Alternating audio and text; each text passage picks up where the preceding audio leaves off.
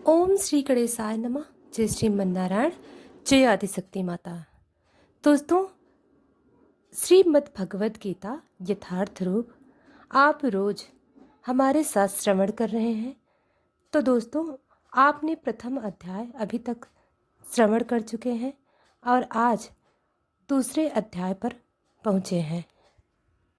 तो दोस्तों, आइए श्रवण करते हैं श्रीमद् भगवद गीता इस श्लोक के साथ। एकलव्यं मास्मागमः पार्थ नैतत्तेतुपपद्यते क्षुद्रं हृदय दौर्बल्यं तत्यक्तोत्तिष्ठ परन्तप। हे पृथापुत्र, इस हीन नपुंसकता को प्राप्त मत हो, यह तुम्हें शोभा नहीं देती। हे शत्रुओं के दमनकर्ता, हृदय की क्षुद्र दुर्बलता को त्याग कर युद्ध के लिए खड़े हो। तात्पर्य: अर्जुन को पृथा पुत्र के रूप में संबोधित किया गया है। पृथा कृष्ण के पिता वसुदेव की बहन थी, अतः कृष्ण के साथ अर्जुन का रक्त संबंध था। यदि क्षत्रिय पुत्र लड़ने से मना करता है तो वह नाम का क्षत्रिय है, और यदि ब्राह्मण पुत्र अपवित्र कार्य करता है तो वह नाम का ब्राह्मण है। ऐसे क्षत्रिय तथा ब्राह्मण अपने पिता के अयोग्य पुत्र होते हैं। अतः कृष्ण यह नहीं चाहते कि अर्जुन अयोग्य क्षत्रिय पुत्र कहलाए। अर्जुन कृष्ण की घनिष्ठतम मित्र था और कृष्ण प्रत्यक्ष रूप से उसके रथ का संचालन कर रहे थे, किंतु इन सब गुणों के होते हुए भी यदि अर्जुन युद्ध भूमि को छोड़ता है तो वह अत्यंत निंदनीय कार्य करेगा। अतः कृष्ण ने कहा कि ऐसी प्रवृत्ति अर्जुन के व्यक्तित्व की शोभा नहीं देती। अर्जुन यह तर्क कर सकता है कि वह परम पूज्य भीष्म तथा स्वजनों के प्रति उदार दृष्टिकोण के कारण युद्ध भूमि छोड़ रहा है, किंतु कृष्ण ऐसी उदारता को केवल हृदय दौर्बल्य मानते हैं। ऐसी झूठी उदारता का अनुमोदन एक भी शास्त्र नहीं करता। अतः अर्जुन जैसे व्यक्ति कृष्ण के प्रत्यक्ष निर्देशन में ऐसी उदारता या तथा कथित अहिंसा का परित्याग कर देना चाहिए। कथम भीष्महं संख्ये द्रोणं च मधुसूदन ईस्यो भी प्रत्योत्स्यामि पूजाहार वरिष्युदन। अर्जुन ने कहा, हे शत्रुहंता, हे मधुसूदन, मैं युद्ध भूमि में किस तरह भीष्म तथा द्रोण जैसे पूजनीय व्यक्तियों पर उलट कर बाण चलाऊंगा। तात्पर्य: भीष्म पितामह तथा द्रोणाचार्य जैसे सम्मानीय व्यक्ति सदैव पूजनीय हैं। यदि वे आक्रमण भी करें तो उन पर उलटकर आक्रमण नहीं करना चाहिए। यह सामान्य शिष्टाचार है कि गुरुजनों के वैगिद्ध भी ना किया जाए। यहाँ तक कि यदि कभी वे रुद्र व्यवहार करें तो भी उनके साथ रुद्र व्यवहार न किया जाए। तो फिर भला अर्जुन उन बाण पर कैसे बाण छोड़ सकता है? क्या कृष्ण कभी अपने पितामह नाना उग्रसेन या अपने आचार्य संदीपनी मुनि पर हाथ चला सकते थे? अर्जुन ने कृष्ण के समक्ष ये ही कुछ तर्क प्रस्तुत किए। गुरुन् हत्वा किम महानुभावान् श्रेयो भोक्तम भैक्ष्यं पीह लोके हत्वार्थ कामास्तु गुरुनिहैव भुजीय भोगान्रुधिरा प्रदिग्धान। ऐसे महापुरुषों को जो मेरे गुरु हैं, उन्हें मार कर जीने की अपेक्षा इस संसार में भीख मांग कर खाना अच्छा है। भले ही वे सांसारिक लाभ के इच्छुक हो, किंतु हे तो गुरुजन ही यदि उनका वध होता है तो हमारे द्वारा भोग्य प्रत्येक वस्तु उनके रक्त से सनी होगी। तात्पर्य: शास्त्रों के अनुसार ऐसा गुरु जो निंद कर्म में रत हो और जो विवेक शून्य ताज है, दुर्योधन से अधिक सहायता लेने के कारण भीम तथा द्रोण उसका पक्ष लेने के लिए बाध्य थे। यद्यपि केवल आर्थिक लाभ से ऐसा करना उनके लिए उचित न था, ऐसी दशा में वे आचार्य का सम्मान खो बैठे थे। किंतु अर्जुन सोचता है कि इतने पर भी वे उसके गुरुजन हैं, अतः उनका वध करके भौतिक लाभों का भोग करने का अर्थ होगा रक्त से सने अवशेषों का भोग। ना चैतेध्य कर रत्नो गरियो यदा जमेन यदि वानव जयो यानिवे हत्या न जिजुविस्वान अस्ते स्वस्थता प्रमुखे धार्तराष्ट्र। हम यह भी जानते हैं कि हमारे लिए क्या श्रेष्ठ है, उनको जीतना या उनके द्वारा जीते जाने। यदि हम धृतराष्ट्र के पुत्रों का वध कर देते हैं तो हमें जीवित रहने की आवश्यकता नहीं है। फिर वे भी युद्ध भूमि में हमारे समक्ष खड़े हैं।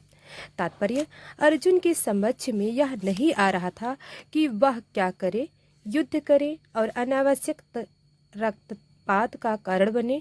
यद्यपि क्षत्रिय होने के नाते युद्ध करना उसका धर्म है, या फिर वह युद्ध से विमुख होकर भीख मांग कर जीवन यापन करे। यदि वह शत्रु को जीतता नहीं तो जीविका का एकमात्र साधन भिक्षा ही रह जाता है। फिर जीत भी तो निश्चित नहीं है, क्योंकि कोई भी पक्ष विजयी हो सकता है। यदि उसकी विजय हो भी जाए, क्योंकि उसका पक्ष न्याय पर है, तो भी यदि धृतराष्ट्र के पुत्र मरते हैं तो उसके बिना रह पाना अत्यंत कठिन हो जाएगा। उस दशा में यह उसकी दूसरे प्रकार की हार होगी। अर्जुन द्वारा व्यक्त इस प्रकार के ये विचार सिद्ध करते हैं कि वह न केवल भगवान का महान भक्त था, अपितु वह अत्यधिक प्रबुद्धि और अपने मन तथा इंद्रियों पर पूर्ण नियंत्रण रखने वाला था। राज्य परिवार में जन्म लेकर भी शिक्षा द्वारा इंद्रियों पर पूर्ण नियंत्रण रखने वाला था। राज्य परिवार में जन्म लेकर भी भिक्षा द्वारा जीवित रहने की इच्छा उसकी विरक्त का दूसरा लक्षण है। ये सारे गुण तथा अपने आध्यात्मिक गुरु श्री कृष्ण के उपदेशों में उसकी श्रद्धा, ये सब मिलकर सूचित करते हैं कि वह सचमुच पुण्यात्मा था। इस तरह यह निष्कर्ष निकला कि अर्जुन मुक्ति के सर्वथा योग्य था। जब तक इंद्रिय संयमित न हो, ज्ञान के पद तक उठ पाना कठिन है, और बिना ज्ञान तथा भक्ति के मुक्ति नहीं होती। अर्जुन अपने भक्ति गुणों के अतिरिक्त इन समस्त दैवी गुणों में भी दक्ष था।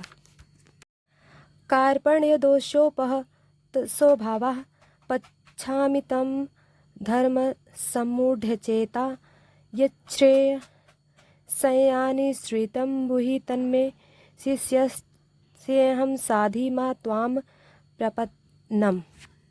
अब मैं अपनी कृपण दुर्बलता के कारण अपना कर्तव्य भूल गया हूँ और सारा धैर्य खो चुका हूँ। ऐसी अवस्था में मैं आपसे पूछ रहा हूँ कि जो मेरे लिए श्रेयस्कर हूँ उसे निश्चित रूप से बताएं।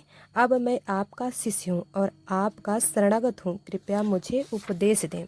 तात्पर्य, यह प्राकृतिक नियम है कि भौतिक कार्यकलाप की प्रणाली ही हर एक के लिए चिंता का कारण है। पग पग पर उलझन मिलती है, अतः प्रामाणिक गुरु के पास जाना आवश्यक है, जो जीवन की उच्छेषों को पूरा करने के लिए सचमुच पथ निर्देशक दे सकें। समग्र वैदिक ग्रंथ हमें यह उपदेश देते हैं कि जीवन की अनचाही उलझनों से मुक्त होने के लिए प्रामाणिक गुरु के पास जाना चाहिए। ये उलझनें उस दावाग्नि के समान है जो किसी के द्वारा लगाए बिना भभक उठती हैं। इस प्रकार विश्व की स्थिति ऐसी है कि बिना चाहे जीवन की उलझनें स्वतः उत्पन्न हो जाती हैं। कोई नहीं चाहता कि आग लगे, किंतु फिर भी वह लगती है और हम अत्यधिक व्याकुल हो उठते हैं। अतः वैदिक वाङ्मय उपदेश देता है कि जीवन की उलझनों को समझने तथा उनका समाधान करने के लिए हमें परंपरागत गुरु के पास जाना चाहिए। जिस व्यक्ति का प्रामाणिक गुरु होता है वह सब कुछ जानता है, अतः मनुष्य को भौतिक उलझनों में न रखकर गुरु के पास जाना चाहिए। यही इस श्लोक का तात्पर्य है। जो मानव जीवन की समस्याओं को हल नहीं करता और आत्म साक्षात्कार के विज्ञान को समझे बिना कुकर सूकर की भांति इस संसार को त्याग कर चला जाता है, जीव के लिए वह मनुष्य जीवन अत्यंत मूल्यवान निधि है, जिसका उपयोग वह अपने जीवन की समस्याओं को हल करने में कर सकता है। अतः जो इस अवसर का लाभ नहीं उठाता है वह कृपण है। ब्राह्मण इसके विपरीत होता है, जो इस शरीर का उपयोग जीवन की समस्त समस्याओं को हल करने में करता है। या एत दक्षरम गार्गी विदित्वा स्माल्लो कात्प्रेति सा ब्राह्मणा। देहात्मक बुद्धि वश कृपणा या कंजूस लोग अपना सारा समय परिवार, समाज, देशों आदि के अत्यधिक प्रेम में गंवा देते हैं। मनुष्य प्रायः चर्म रोग के आधार पर अपने पारिवारिक जीवन अर्थात पत्नी, बच्चों तथा परिजनों में आसक्त रहता है। कृपण यह सोचता है कि वह अपने परिवार को मृत्यु से बचा सकता है, अथवा यह सोचता है कि उसका परिवार या समाज उसके मृत्यु से बचा सकता है। ऐसी पारिवारिक आसक्ति निम्न पशुओं में भी पाई जाती हैं, क्योंकि वे भी बच्चों की देखभाल करते हैं। बुद्धिमान होने के कारण अर्जुन समझ गया था कि पारिवारिक सदस्यों के प्रति उनका अनुराग तथा मृत्यु से उनकी रक्षा करने की उसकी इच्छा ही उसकी उलझने का कारण है। यद्यपि वह समझ रहा था कि युद्ध करने का कर्तव्य उसकी प्रतीक्षा कर रहा था, किंतु कृपण दुर्बलता, कार्पण्य दोष के कारण वह अपना कर्तव्य नहीं निभा रहा था। अतः वह परम गुरु भगवान कृष्ण से कोई निश्चित हल निकालने का अनुरोध कर रहा था। वह कृष्ण का शिष्यत्व ग्रहण करता है। वह मित्रता पूर्ण बातें बंद करना चाहता है। गुरु तथा शिष्य की बातें गंभीर होती हैं और अब अर्जुन अपने मान्य गुरु के समक्ष गंभीरता पूर्वक बातें करना चाहता है। इसलिए कृष्ण भगवत गीता ज्ञान आदि गुरु हैं और अर्जुन गीता समझने वाला प्रथम शिष्य है। अर्जुन भगवत गीता को किस तरह समझता है यह गीता में वर्णित है। तो भी मूर्ख संसारी विद्वान बताते हैं कि किसी को मनुष्य रूपी कृष्ण की नहीं बल्कि अजन्मा कृष्ण की शपथ ग्रहण करनी चाहिए।